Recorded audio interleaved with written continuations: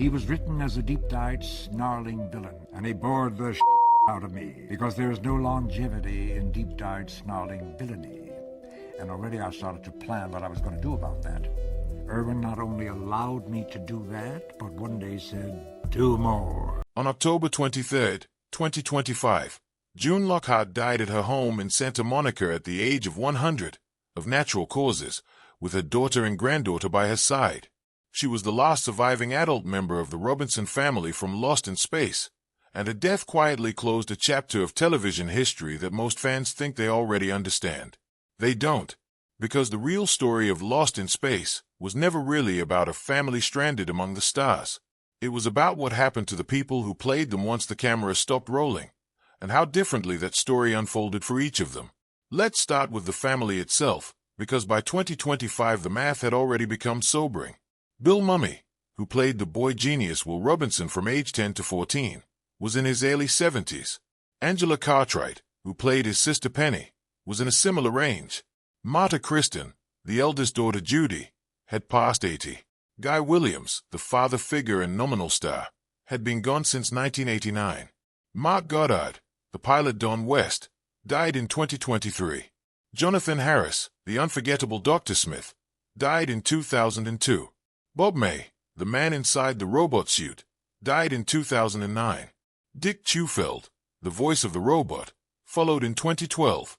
What's left of the original cast is 3 people who grew up together on a soundstage in the 1960s and, remarkably, are still finding excuses to stand next to each other in photographs 60 years later. That loyalty is one of the quieter surprises of the Lost in Space story, because almost nothing else about the show's production ran that smoothly. The most fascinating character arc on the show never happened on screen at all. It happened behind the scenes, in the growing tension between Jonathan Harris and Guy Williams. Harris did not arrive in Hollywood as a natural performer. He was born in the Bronx, the son of a garment district worker, and reinvented himself almost entirely, changing his surname as a young man, building an acting resume through sheer persistence, and working his way through Broadway, television, and dozens of stage productions before Lost in Space ever existed. When Ewan Allen offered him the role of Dr. Zachary Smith, the character on the page was a minor villain, a saboteur who nearly gets the Robinson family killed within the first handful of episodes before being written out. Harris understood that a character killed off in episode 5 wasn't a job, it was an expiration date. So he changed the character. Slowly, and then completely. Harris began showing up to table reads with pages he'd rewritten overnight, adding lines, adjusting rhythms, softening the menace into comic cowardice. He built a running arsenal of elaborate, alliterative insults aimed at the robot, the kind of wordplay that became the character's signature, reasoning that a cowardly man forced to live alongside a machine that could expose his schemes would naturally attack it out of self-preservation. It worked. Within the first season, Dr. Smith had become the emotional center of the show, and Ewan Allen, whatever his private feelings, had no real choice but to embrace it. The fan mail made the decision for him.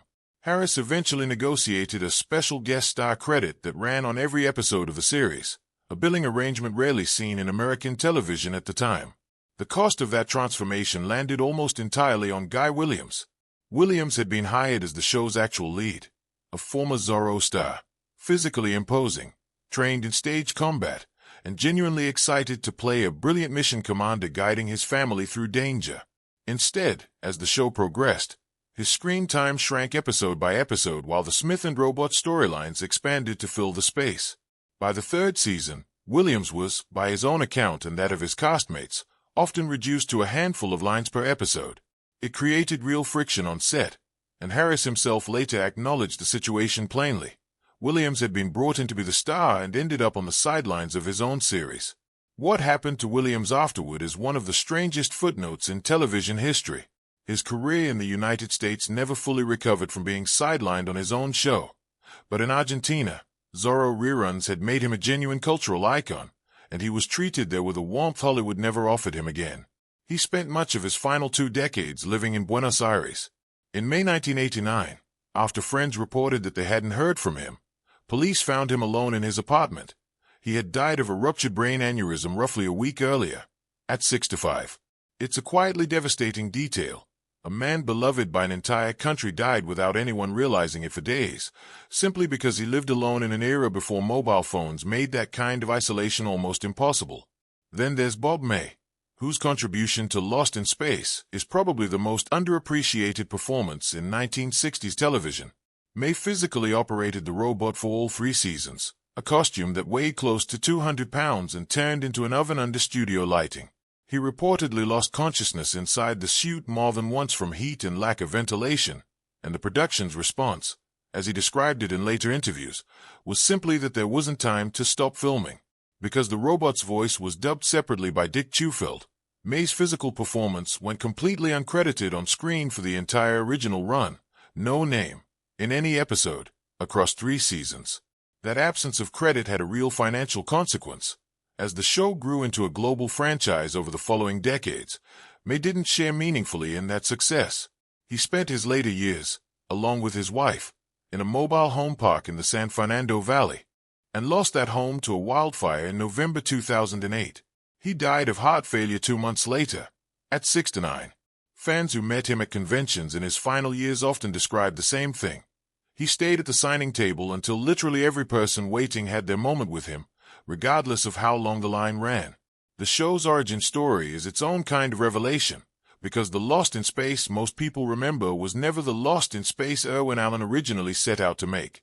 The original pilot, filmed in late 1964 and reportedly the most expensive television pilot produced up to that point, was a serious, almost somber survival drama with no robot, no comic villain, and no ongoing internal conflict. Just a family of prodigies and doctorates trying to survive on an alien world after being blown off course. CBS executives loved it enough to buy the series on the spot, then immediately asked for substantial changes, a recurring antagonist to generate weekly conflict, and a robot. The serious pilot was shelved. Large portions of its footage were later recut into early Season 1 episodes with new characters awkwardly written around it, and the show that actually aired in September 1965 was a very different, far campier project than the one Allen had originally been proud of. Even the rivalry with Star Trek, often remembered today as an even contest between 2 respected classics, wasn't close at the time. Lost in Space consistently outperformed Star Trek in the weekly ratings during their overlapping seasons. Star Trek is the one we now treat as the more serious artistic achievement, but it was very much the underdog commercially while both shows were on the air. Both series had been shopped to CBS around the same period, and CBS's decision to develop Lost in Space first is part of the reason Gene Roddenberry ultimately took Star Trek to NBC instead. Decades later, that rivalry softened into something more personal. Bill Mumy became a genuine, lifelong fan of Star Trek while filming Lost in Space, and eventually appeared as a guest actor on Star Trek, Deep Space Nine, playing a Starfleet officer who was killed off within the episode, a detail the production reportedly found amusing given his history as Will Robinson. Inside the Robinson family itself, there was a real adolescent romance that outlasted the show by half a century. Angela Cartwright was 13 and Bill Mumy was 10 when filming began, and they grew up together on that soundstage, tutored together, eating lunch together, running lines together for years. They dated seriously enough as young adults to become briefly engaged in the early 1970s before parting amicably. What's remarkable isn't the relationship itself, but what came after it. They remained close friends for the rest of their lives, co-writing books together and still appearing at conventions side by side well into 2026. The show's ending was almost insultingly quiet given its scale.